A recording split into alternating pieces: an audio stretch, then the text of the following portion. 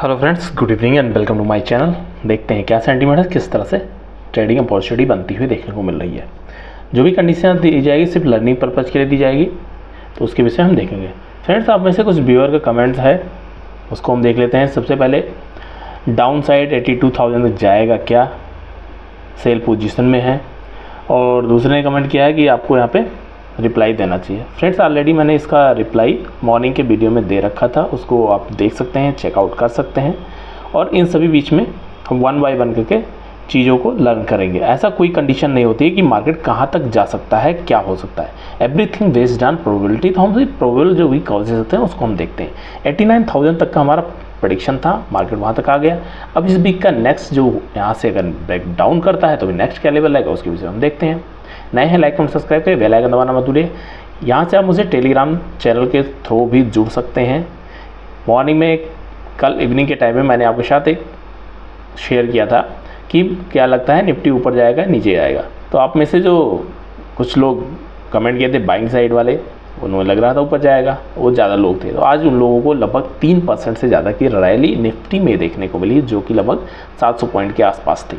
तो काफ़ी लोगों का यहाँ पे अगर जो बाइंग साइड में पोजीशन लेके बैठे होंगे, हो सकता है कुछ उनको प्रॉफिट हुआ हो। वो जैसा आप ट्रेडिंग करते हो, ऑप्शन में करते हो, या फिर कोई अच्छा स्टॉक लेके बैठे हो तो वहाँ भी मोमेंटम देखने को मिला होगा। अब देखते हैं सीधा हम चार्ट पे। चार्ट की स्टार्टिंग करते हैं डॉलर इंडेक्स से, एज इट इज़ जैसी हमारी स्ट्रेटजी रहती है, जैसे हम डेली लर्न करते रहते हैं। अब फ्रेंड्स, यहाँ डॉलर इंडेक्स की बात कर लेते हैं। तो इम्पोर्टेंट जो लेवल बना हुआ है ऑलरेडी हमारे लिए 104 इम्पॉर्टेंट सपोर्ट लेवल है, और 104.23, उसके बाद में 104.4, ये दोनों हमारे लिए रेजिस्टेंस लेवल हैं।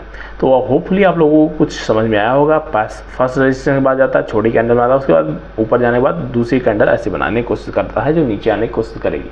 अब अगर ये यहाँ से भी फर्दर नीचे निकलता है, 104.1 के नीचे निकलता है, तो फिर अगर ये नीचे जाता है तो सिल्वर को ऊपर जाएगा। अगर ये यहाँ से ऊपर निकलता है तो डेफिनेटली सिल्वर और गोल्ड को नीचे ले जाने की कोशिश करेगा। गोल्ड कॉमेक्स की अगर बात कर लेते हैं, गोल्ड कॉमेक्स फ्रेंड्स, अगर इस सिचुएशन अगर आप देख रहे हैं तो ये जो कंटिन्यू पैटर्न बनाने की कोशिश कर रहा है, लोअर साइड का है, बस धीरे धीरे अकोमुलेट भी करता हुआ जा रहा है। नया मूव भी आपको बहुत जल्द ही देखने को मिल सकता है इसमें, डायरेक्शन की बेस से अगर आप कर रहे हैं।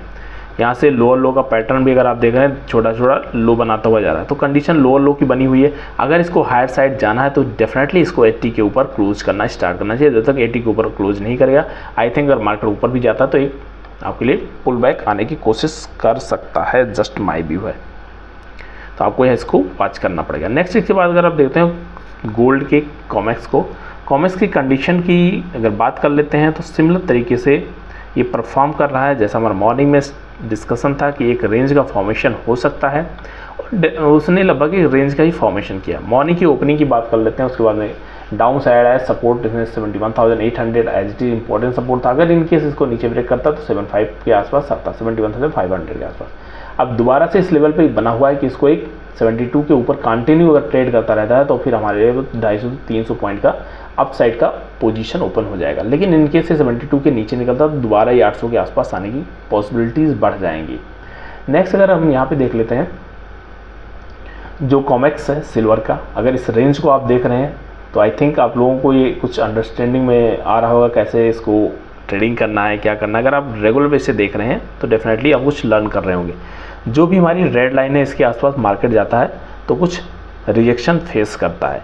अगर इसको ब्रेक करना होता है तो उसके आसपास से टाइम बिताता है और लगभग थोड़ा हायर साइड में हर एक कैंडल बनाता हुआ जाता है, तो उसके बाद देखने को मिलता है। अब यहाँ पे जो कंडीशन बनी है 29.93 या आप 30, एक राउंड फिगर 30 का देखते हैं। अगर 30 के ऊपर सस्टेन करता है तभी इसमें कुछ नेक्स्ट बाइंग की अपॉर्चुनिटी बनेगी। जो लोग अगर यहाँ पे हायर साइड में जाएगा तो डेफिनेटली ये सिल्वर को भी ऊपर ले जाने की कोशिश करेगा।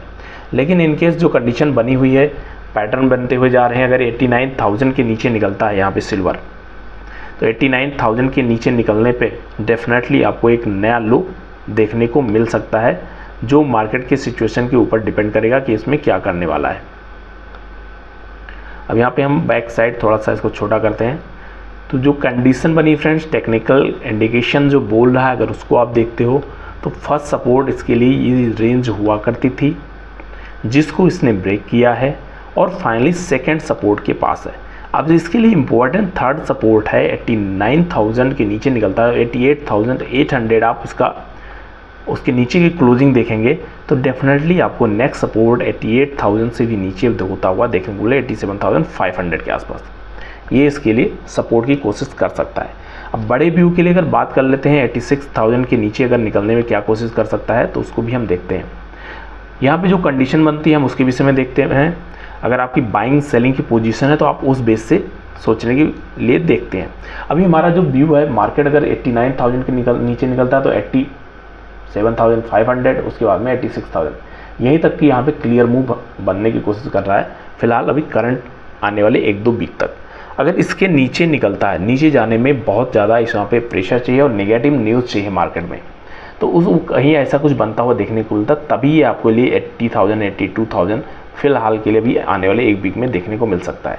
अगर हायर साइड ये निकलता है तो डेफिनेटली एक बाइंग अपॉर्चुनिटी लोग दोबारा से देखेंगे 91,000 के ऊपर, 91,500 ये रेंज इसके लिए एक अच्छा रेजिस्टेंस का काम करेगी। और इन केस ये नीचे निकलता है 89 के नीचे तो डेफिनेटली हमें 1000 से 1500 पॉइंट का एक डाउन मूव करेक्शन पॉइंट अभी हो सकता है। यहाँ मैं आपको एक पॉइंट अपना क्लियर कर देना चाह रहा हूँ, जो भी मेरा व्यू रहता है मैक्सिमम मैं 1 वीक का व्यू लेके चलता हूँ और डेली आपके साथ शेयर करता रहता हूँ। तो 1 वीक का जो व्यू है वो 89,000 पहला सपोर्ट था जो जून को ब्रेक करेगा। उसके बाद में सेकंड यहाँ पे अगर देखेंगे 87,500, तो होपफुली अगर इसके नीचे निकलता है तो हम एक प्रेडिक्शन लेके चलेंगे कि हो सकता है देखने को मिले। लेकिन कंडीशन है अगर इसके ऊपर नहीं निकलता है, नीचे नहीं निकलता है तो फिर हमें एक दोबारा से रेंज का ही फॉर्मेशन होता हुआ देखने को मिलेगा। ये छोटी छोटी कैंडल्स जितनी बनेगी उतना ही बेटर मूव आने वाले दिनों में देखने को मिलेगा। डेली में अगर फ्रेंड्स देखते हैं तो मैंने आपके साथ मॉर्निंग का डिस्कशन में जो पॉइंट्स शेयर किया था, आई होप आपको कुछ वहाँ से लर्निंग मिली होगी कि मार्केट जब भी बड़े मूव करता है उसके बाद छोटी कैंडल बनाता है फिर फर्दर मूव करता है तो उसके लिए बड़ा ब्रेकडाउन होता है। अब आप कोई इसी लेवल पे ये क्लोज करता है 90,000 से लेके 89,000 के बीच में, उसके बाद में कल की ओपनिंग कहीं भी ये 89 के नीचे निकलता है तो आपको एक बड़े मूव के लिए मार्केट रेडी हो जाएगा। फिर इसके लिए लगभग 1000 पॉइंट का डाउन साइड का पॉसिबिलिटी रहेगा, लेकिन कल इसका फॉलोअप आना चाहिए तभी यहाँ पे कंडीशन देखेंगे। अदरवाइज मार्केट अगर 89,000 के ऊपर ही क्लोज होता है और ब्रेक नहीं करता है तो फिर ये अभी 1-2 दिन यहाँ पे एक रेंज में बनाने की कोशिश करेगा। और एक इम्पॉर्टेंट ये रहेगा जैसे यहाँ पे रेंज बनाता है इस तरह का, अगर यहाँ पे रेंज बनाता है उसके बाद में जिस डायरेक्शन में जाएगा तो उस रेंज का आप 2 to 3 टाइम आपको देखना होगा। अगर यहाँ पे 1000 पॉइंट की रेंज बनाता है तो डेफिनेटली आपको ये लगभग 2000 पॉइंट का डाउन मूव दिखाने के लिए रेडी रहेगा।